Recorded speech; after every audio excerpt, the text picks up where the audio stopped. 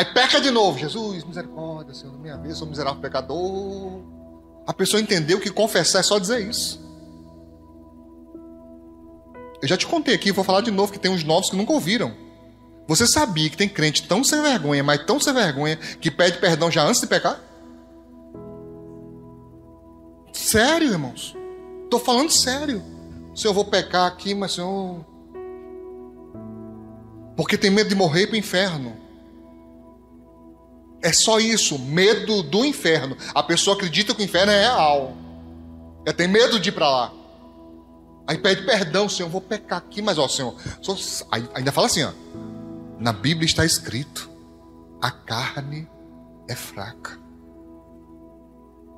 Pergunta para o teu irmão, pecado é vitamina? Quer curar o pecado? Como, meu filho? Pecando mais ainda? Carne é fraca, o que significa isso? A carne é fraca significa dizer, não confie nela. Se você der bobeira, ela vai querer o pecado, então não confie nela. Fique esperto, é isso que quer dizer.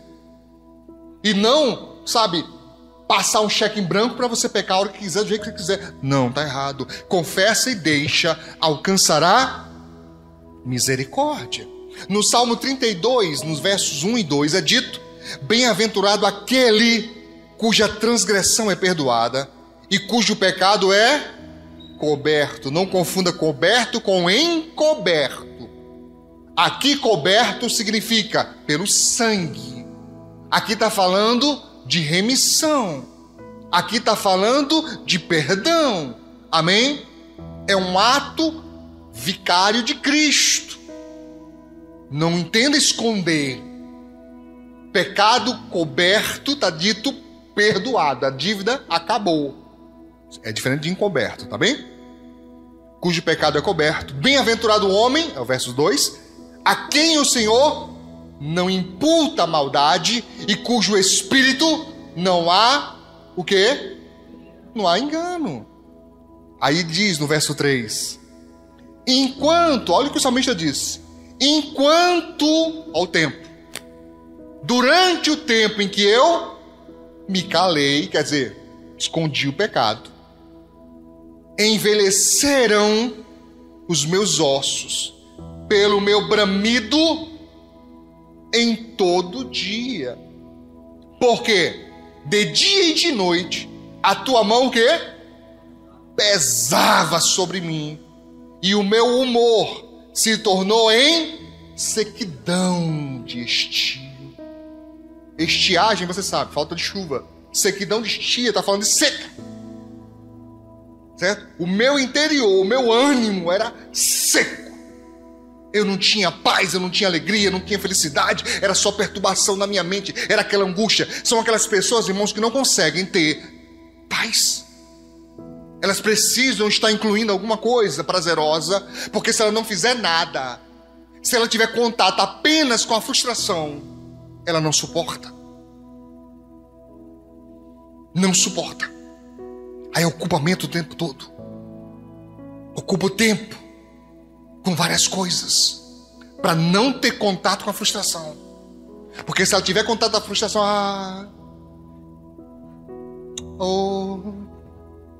eu queria tão... Pronto, já sofre. Eu sou daqueles, irmãos, que quando vem a notícia má, eu digo, não quero não. E alguém um dia desse perguntou, pastor, mas vale mesmo? Eu digo, claro que vale. Satanás não pode empurrar na minha alma o que eu não aceito. Então eu digo, quero não. Quero sofrer não, muito obrigado. Não quero. Pergunta, pastora, se a gente não tem um combinado. Eu já digo a ela, ó, antes de eu pregar e antes de eu dormir, eu não quero saber do problema. Não quero saber não. Só se for uma coisa que seja inevitável. Tem que dar minha palavra, tem que dar meu aval.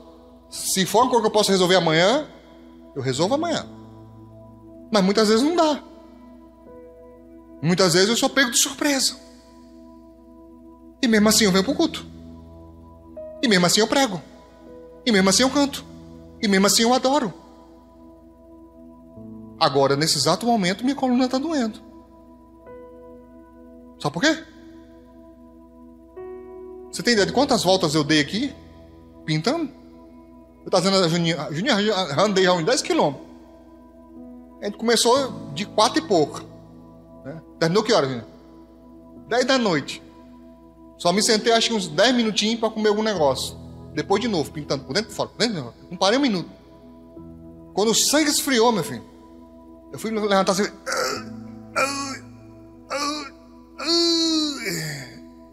Ainda tá faltando mais umas 2 demônios naquela parede lá, que eu vou dar depois. E teve gente que ficou com raiva, viu, gente? Pensou que eu tava falando de você. Que eu disse que o pintor tava cansado. Era eu, irmão. Não era irmão, não. Era eu mesmo, falando de mim mesmo. Eu não posso brincar comigo mesmo. Sabe o que eu falei? Botei no grupo, né? Ó, irmãos, falta uma demão aqui, porque o pintor não conseguiu, tava cansado. Era eu. Eu não posso brincar nem comigo mais. Tem que encher o saco. Me pegou num dia tão bom, irmão. Oh, que sorte, pegou num dia bom. Foram reclamar, agora estão com pena de Juninha. Pastor, irmãozinho, ajuda tanto. Eu falei, meu filho, eu não falei nada dele, não. Eu falei de mim. Ele ajudou, mas pergunta a ele quem fez o grosso. Tá? Ele ajudou. Se bem que eu vim dizendo a pastora, irmão, que eu pedi esse irmão para ajudar. Quando eu olho para trás, tá Juninho com a tesoura cortando a grama. Eu falei, meu filho, isso vai demorar. Parando a grama aqui no... que escamou, mano.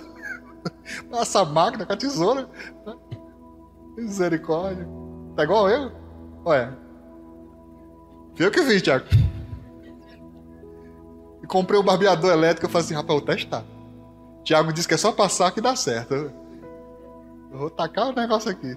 Tá? Mas ele é maldoso aqui que eu passasse na zero. Eu digo, não. Ainda tem o restinho ainda, né? Mas deixa eu usar o restinho que tem. Né? Vou passar no 1,5, né? Para ir me acostumando devagarinho, depois vai descendo. Tá? E volta também, diz, pastor, você acostuma. Digo, tá? Então, irmãos, olha, escuta isso, presta atenção. É muito importante. A pessoa não tem prazer. A alma angustiada, seca, por causa do pecado. Por isso que eles bebem.